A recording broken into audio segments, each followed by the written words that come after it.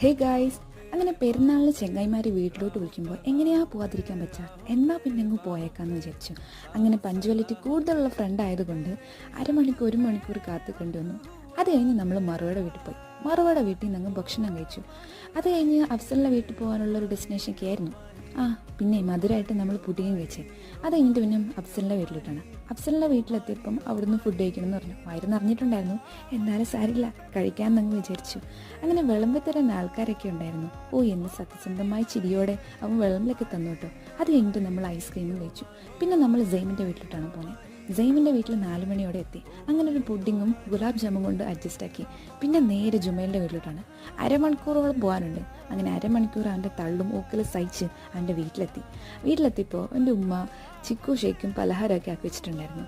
അങ്ങനെ അതും കുടിച്ച് അതും കഴിച്ച് അവൻ്റെ ഊക്കലും തള്ളും പിന്നെയും കേട്ട് നമ്മൾ നേരെ വീട്ടിലോട്ട് പോകണം.